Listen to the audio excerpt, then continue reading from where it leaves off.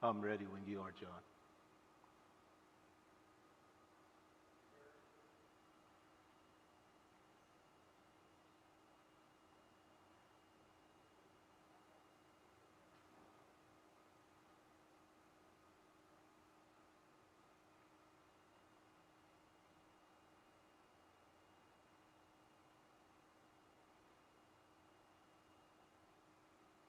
Go ahead. Okay, great. Good morning. God bless you. It's good to be back before you all again. I'm Vance Parker, and today's Bible study is entitled Hope for Tomorrow, Comfort for Today, a Christ-centered approach to addressing depression. In today's world, there's so much that can cause despair. We've got war all around us. The world is full of hate, anger, pain, and suffering. Sin is the base cause of all of this, and it's affected the world in such a way that there's no escaping the impact that it has on us, both physically and mentally. Given this fact, the question I have is, are we in a hopeless fight? As you know from previous studies, I like to be interactive. I like to have people involved.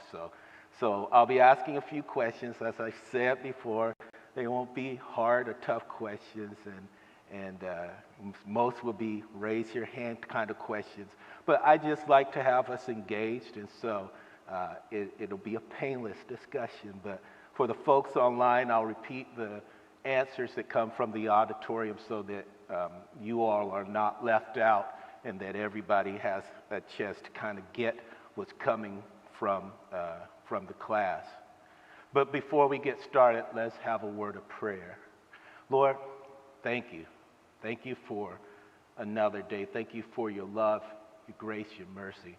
How you've touched our lives and brought so much to us. We've experienced joy. We've experienced pleasure. We've experienced great things through you. But there are times when we go through and we hurt. We feel pain. We go through despair.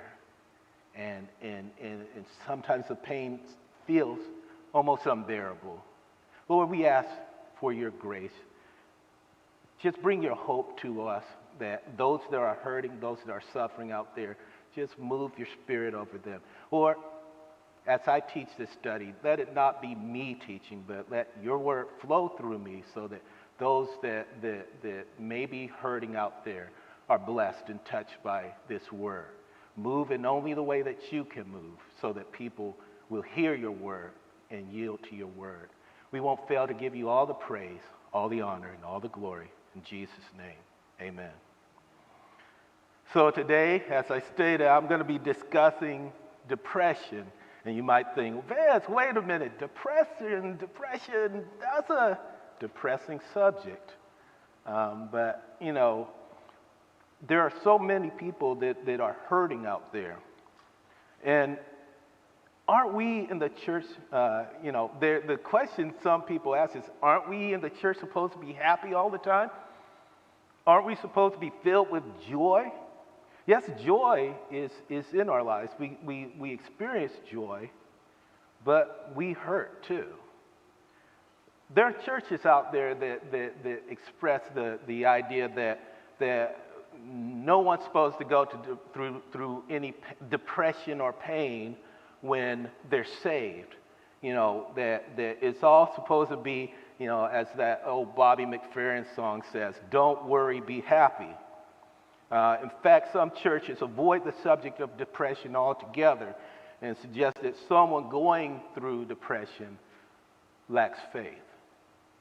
That's a rough thing to say to someone. I would say, however, that we who know the Lord, we should be helping those who are going through depression, not passing judgment on them. I have to tell you, when I broached this subject, when God actually led me to this subject, I was like, God, I don't know, I don't really want to do that one, you know. That's not, you know, that the one that's uplifting.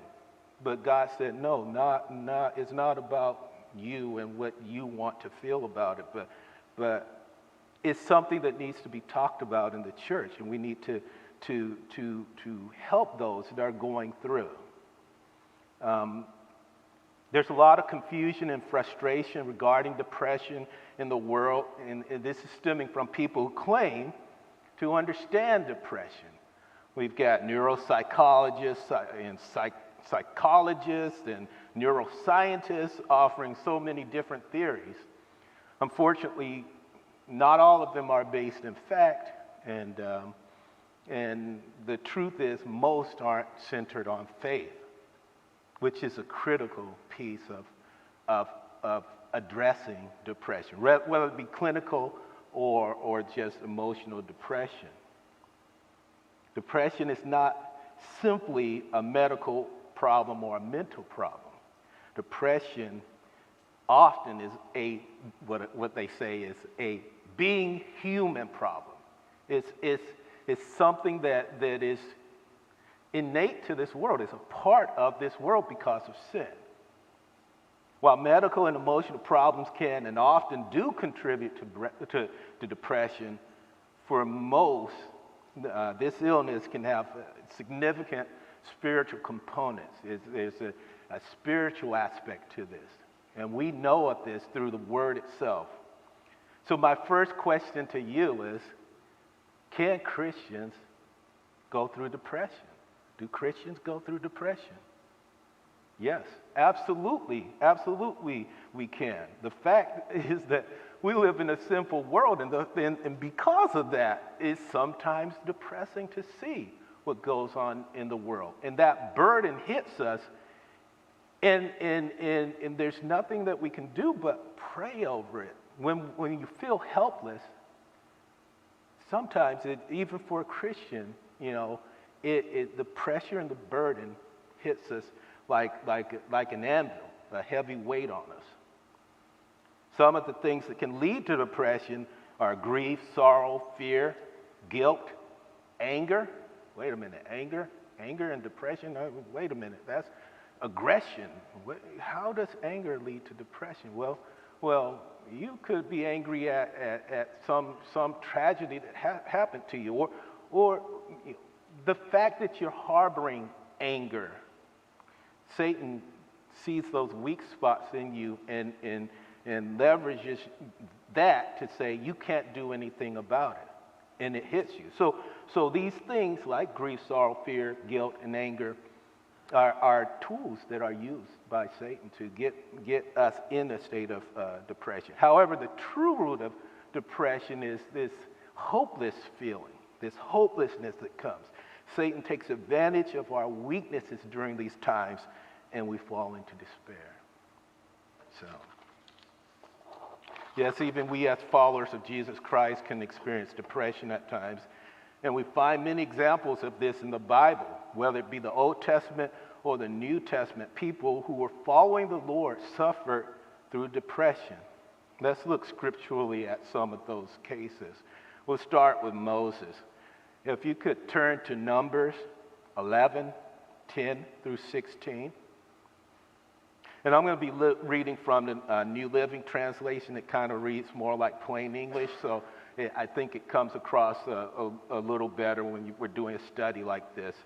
And it says in Numbers 11, 10 through 17, it says, Moses heard all the families standing in the doorways of their tents whining, and the Lord became extremely angry.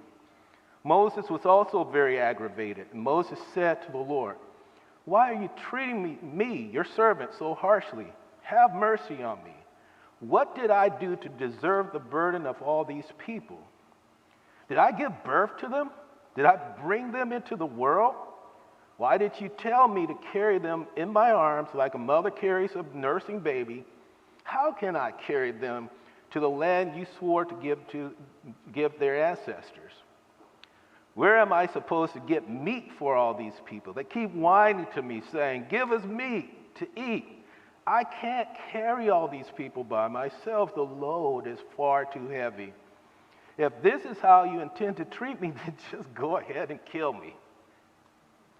Do me a favor and spare me the misery." Then the Lord said to Moses, Gather before me 70 men who are recognized as elders and leaders of Israel. Bring them to the tabernacle to stand there with you. I will come down and talk to you there. I will take some of the Spirit that is upon you, and I will put the Spirit upon them. They will bear the burden of the people along with you, so you will not have to carry it alone. Now, interesting Moses was at its wit's end. He had gone through a lot with the people of Israel, and the burden of leadership just overwhelmed him at that point, and he had everything on him. Have you ever been in a place where, as a leader, you've had the burden of everything and everybody on you? In the work environment, sometimes we take on, every burden that's there. I'll do it. I'll do this. I'll do that, and it becomes overwhelming. And the next question is, has the weight of leadership led you to feel despair or depression? This could be the weight of leading at work, leading at home as a husband or a wife, leading as a father or a mother to your children. This is one of those raise your hands kind of questions, but have you ever felt the burden of leadership that really brought you to a point of despair? I know I have.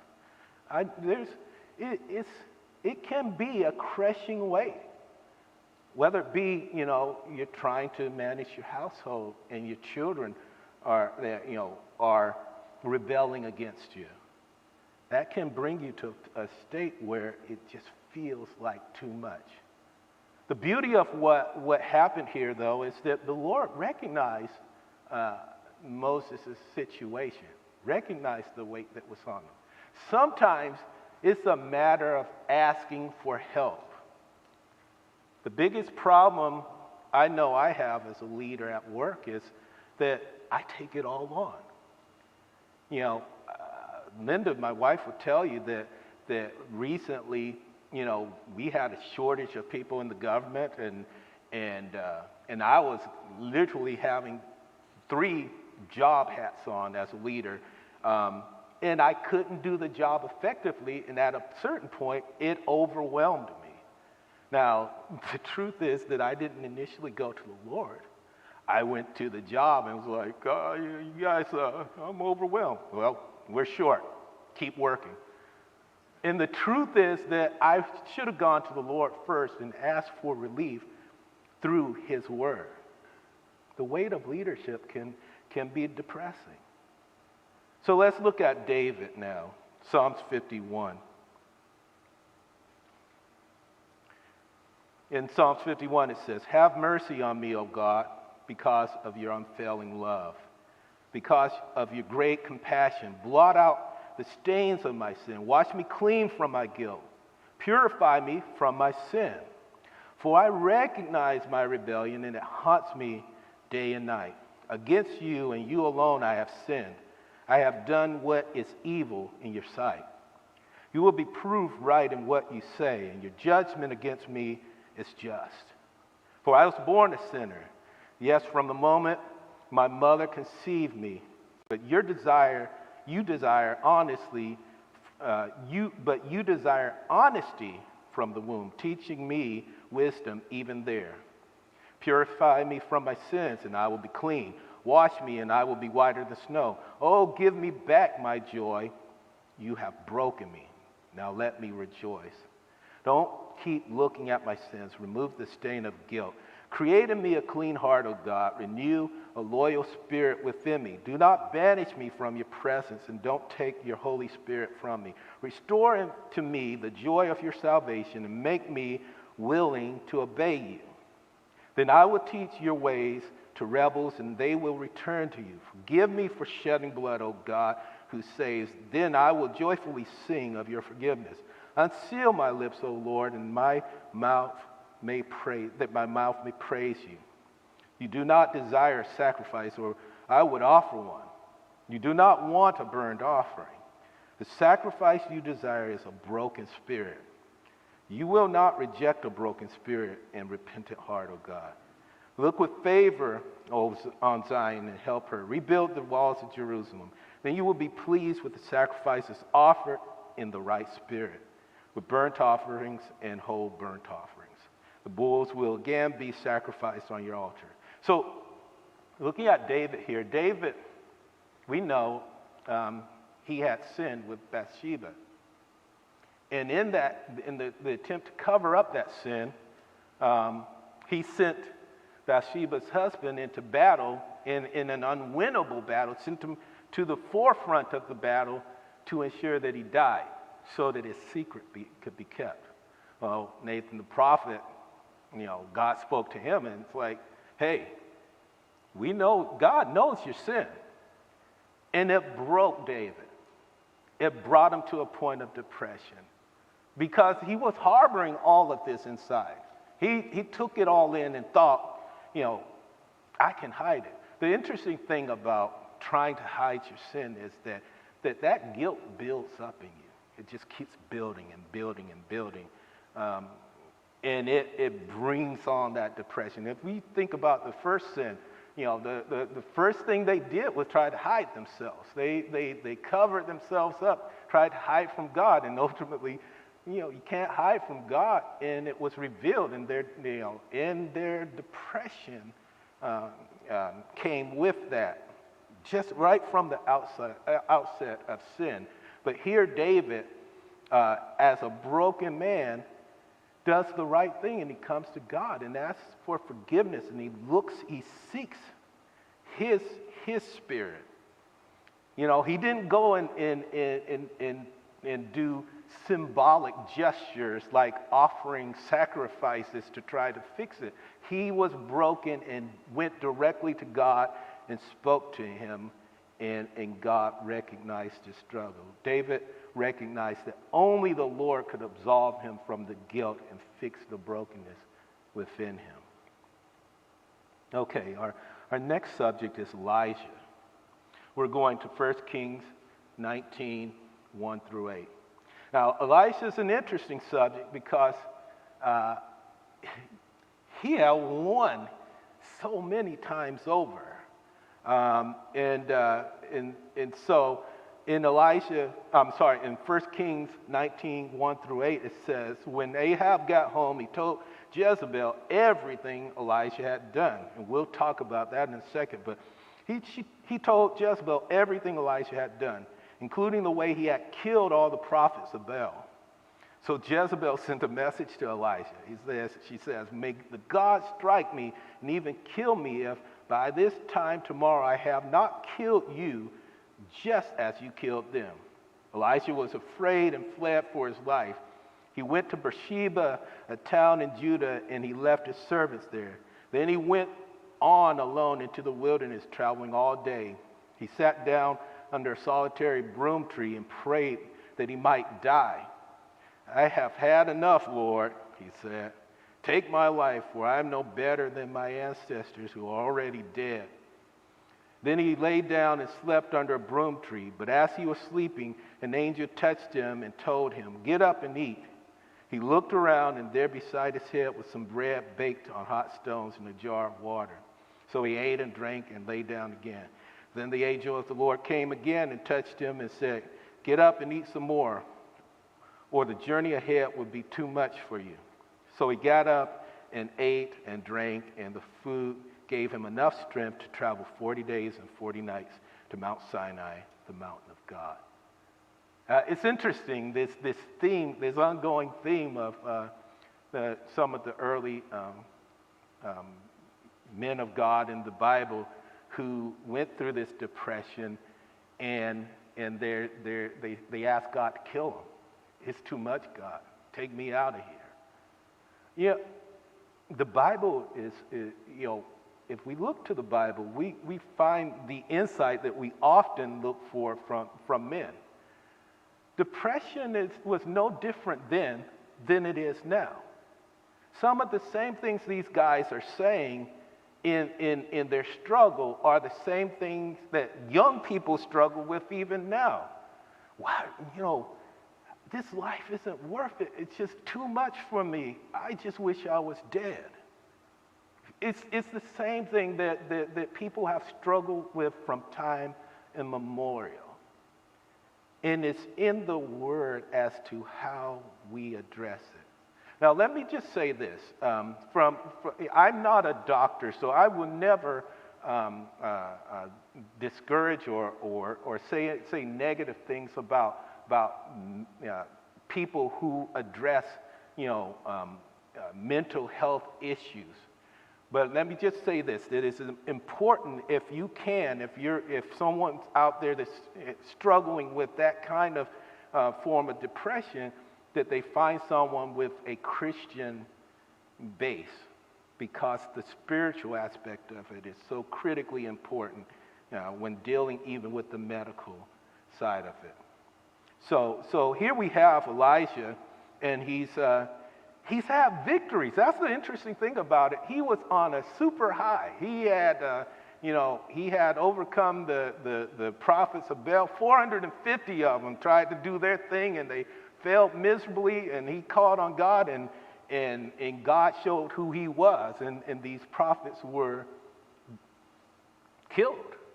These false prophets were killed, and it upset Jezebel. Jezebel, was the queen. She was the tough lady. It's an interesting dynamic because, he wasn't afraid of all these men.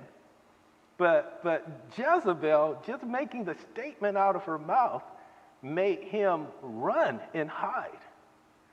And I thought to myself, man, Jezebel must have been a tough lady.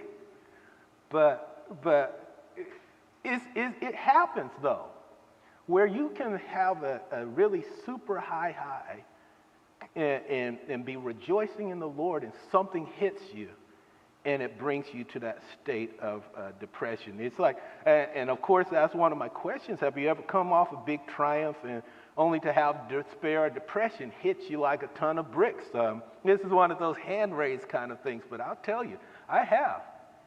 I've come to know times where I've hit a very high, and then something out of the blue comes out of left field, that's right field, out of left field, and hits me. And it's Satan, because he doesn't want you to continue to rejoice in the Lord. He wants you to fear. As I stated at the outset, fear is one of those components that lead us into depression. And so here he was in fear. The bonus question is, what did the Lord do to help Elijah through his depression? Anybody want to venture to try to answer that question? He sent an angel down, and that angel refreshed him, restored him. Sometimes you just need the refreshing Spirit of God. Sometimes you just need to eat a good meal, Sometimes you just need to have something that brings that energy back up so that you can go on and do the Lord's work. He sent an angel to comfort and to nourish him. The comfort of the Lord is so important in these times of going through, of hurting. So we know of Job's depression. The whole book is about what he went through and what he suffered through, his suffering and his pain. Sometimes the people we think will be able to help us push us down into even more depression. They're the ones that pull us deeper into depression. So here's the next question. What did Job's wife say when he was going through his pain and suffering and depression? Anybody want to? Go ahead, please. Yes, it's famous. There's a famous phrase, curse God and die. Wow. We who have hindsight say, wow, how dare she? What was that woman thinking? She must be crazy. But, it's an interesting thing. When I looked into this and I thought about it, this is the story told about Job. Job is the subject of the story. However, there are other players in all of this. And Job's wife is intimately involved in all of this. So what happened to Job? We know he lost everything. First, his wealth, then his children. Guess who has the children? The mamas, the women. So what do you think about Job's wife's response? Anybody want to kind of make a comment on that? Job's wife's response was not necessarily out of the ordinary. Think about it. This is a woman who lost her children. I mean, it's one thing to lose your security in life, but you've birthed children, and now they're dead like that, instantly gone. She was likely also depressed, and so in a worldly sense, it is natural for her in her depression to be angry and to want to find a source to blame. She was bitter. Last time I did a study on bitterness. She was bitter to the core at this point. As I said, they had lost everything and her children were dead. She was angry with God, and she allowed her bitterness to lead her to give Job sinful advice. Without faith, it is natural to wallow in despair and bitterness and to bring others down with you. It's a natural thing. Have you ever, if you ever, watch people who are going through addictions, who are seriously involved in addictions, they a lot of times will try to lead others into that despair with them. There's an old saying, misery loves company. And if there is no spiritual or Christian base to understanding this thing, if you have no spiritual source to reinforce you, then it is almost natural to wallow in that despair and to bring others with you. So then we've got the picture of Job's friends. Anybody want to speak to what Job's friends told him or said to him? Job's friends they told him, hey, look, you must have done something wrong. It's kind of like some of the folks in faith circles that say, well, if you're going through something, you must not have enough faith. If you're going through something, it must be your fault. Now, the interesting thing about these guys is that when they first, got with Job, they did all the right things. They weren't out to get Job. The truth is that they followed God too. And they started out, hey, let's pray for our boy Job. That's my man. Sorry for being, But hey, that's my guy and he's hurt. And let's go and pray for him. Let's just, gather around him and try to strengthen him up. But as it got worse and he went through further pain, they did the human thing. They started trying to figure things out. Well, Job was blessed, but he lost everything. And his kids got killed. The hurricane hit his house, Maybe Job got a hidden sin somewhere, What did you do, Job? And they begin to blame him. It's critical to understand that even in Christian circles, we can find ourselves getting the wrong counseling.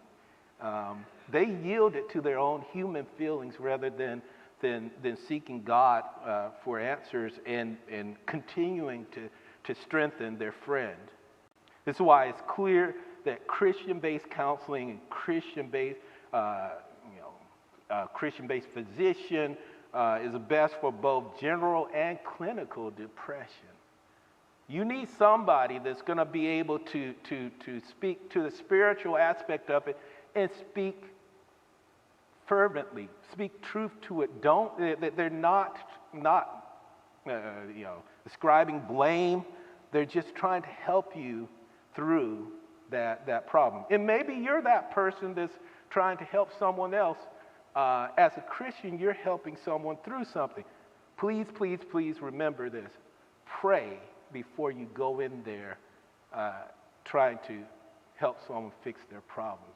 The natural inclination for us as human beings is we pray, things get a little bit better, and then we say, God, I got this, and we start doing our human thing, and it actually adds to the trouble rather than helping people through their issues. So we have hope in God. We have joy in His salvation. So my recommendations for Christian-based approaches to addressing depression are daily scripture reading, focus readings on subject of hope when going through depression. I'm not going to read through all the scriptures because I want to do something. I'm going to try to do something at the end of the study, but if we have time.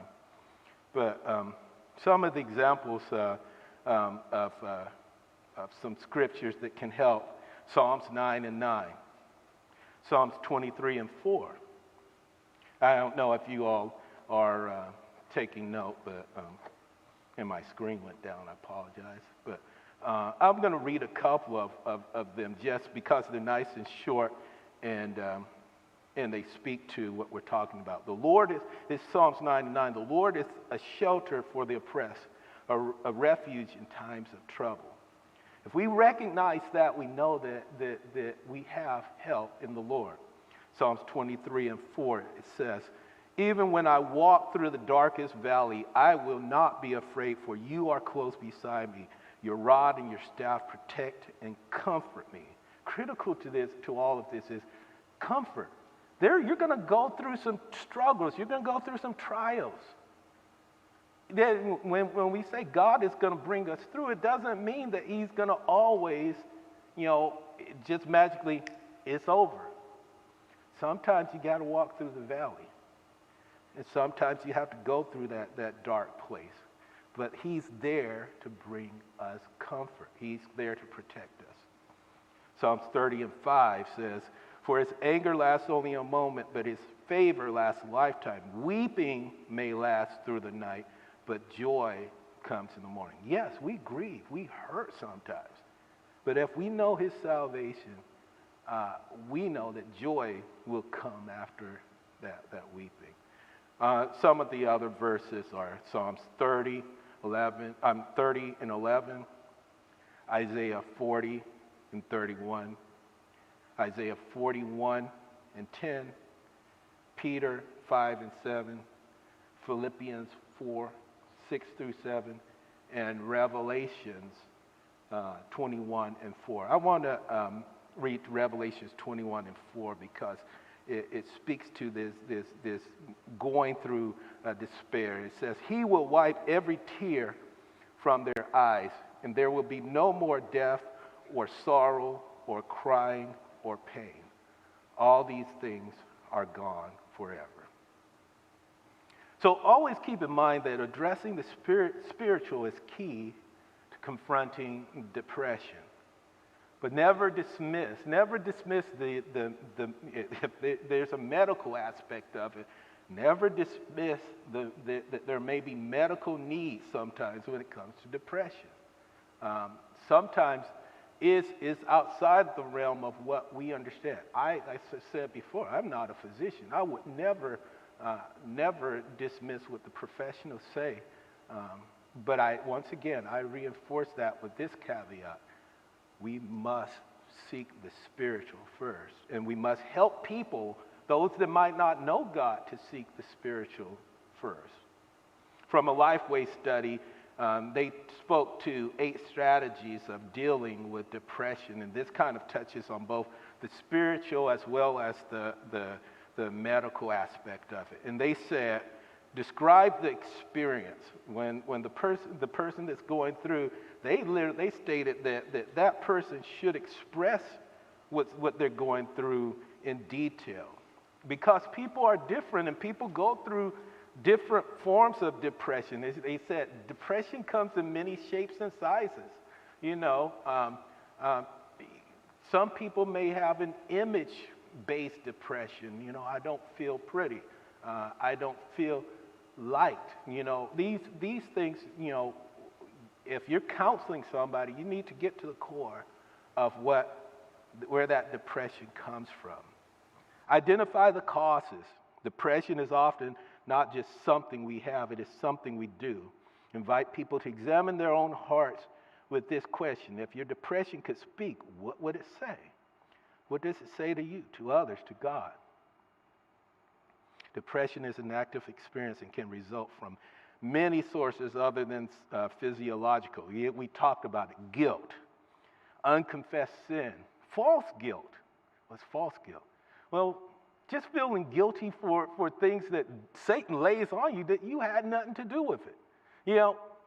People go through that, where they feel like it must be my fault, it must be my fault. They take on the weight of the world, misplaced shame, ungodly fears, suppressed bitterness or hatred, and then hopeless grieving.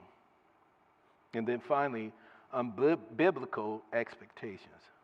I already spoke to this, but read and observe the scriptures. Then act on truth. We must look to get beyond it or get through it. Those who seek help must first accept the challenge of faithful obedience, even though they don't feel like it and are skeptical that anything will make a difference. It's important to have faith. We got 4 more. It says, look at lifestyle. Sometimes it's what you're into, what you're doing is bringing on the depression, lack of exercise. Sometimes you have to address the physical, Sometimes it's related to the way you sleep. Sometimes it's just who you're associating with and their negative influences. And sometimes it's your own procrastination. Sometimes you may be the source of your depression. But seek to understand what's going on in your lifestyle that might be affecting that. Resolve conflicts. I know personally that I go through times where I go through that Marine mindset, when going through pain or conflict.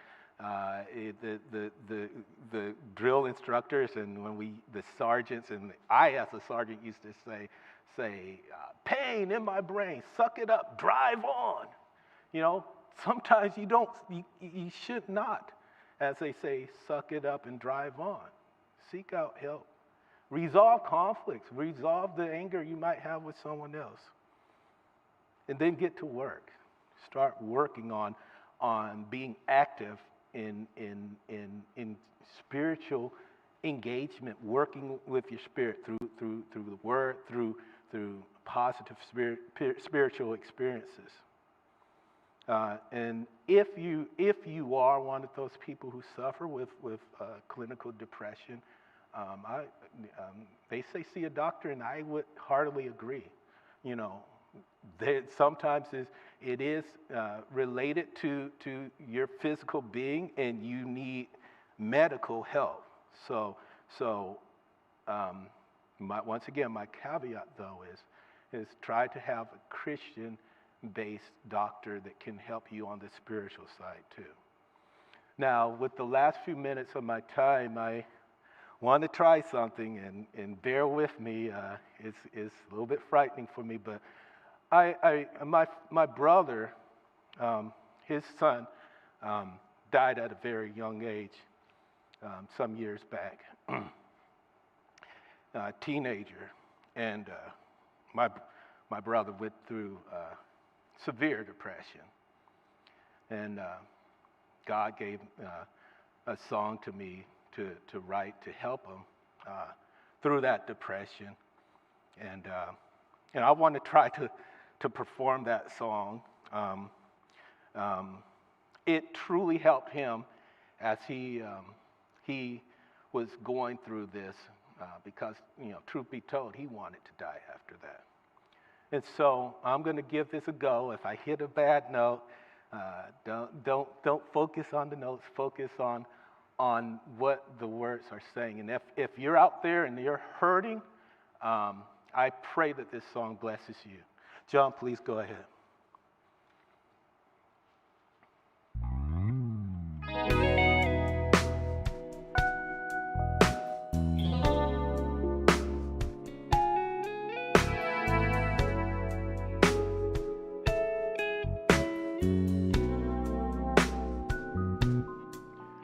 There are moments in life when heartache comes around. Those moments it seems there is no hope to be found.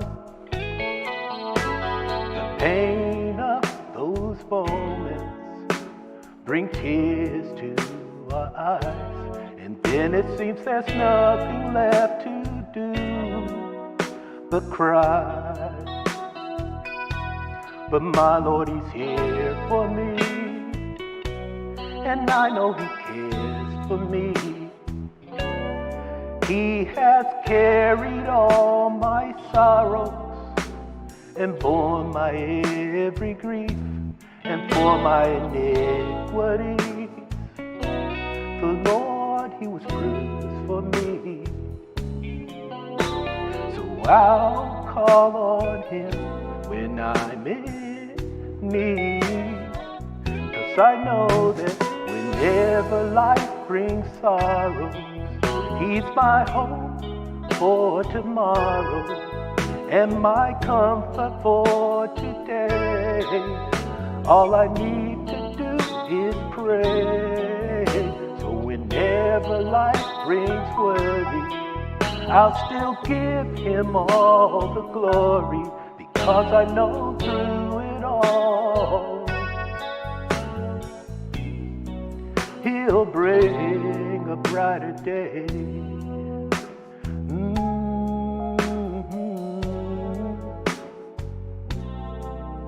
There are times in our lives when sorrow brings us down.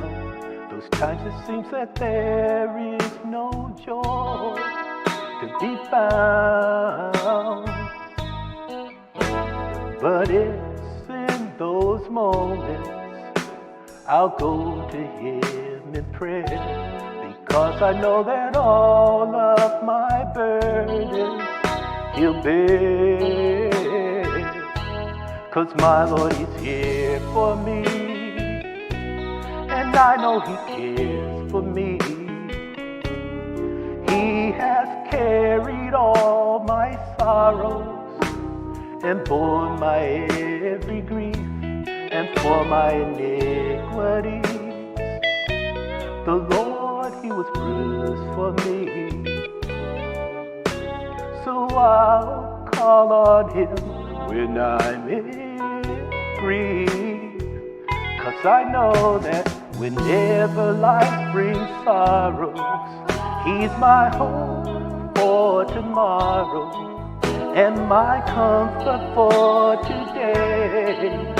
All I need to do is pray. So whenever life brings worry, I'll still give Him all the glory, 'cause I know through it all He'll bring a brighter day. Hey, I know some of you might be hurting out there. I know you might be in some pain. But look to heaven, look to Jesus. He's our hope for tomorrow and our comfort for today.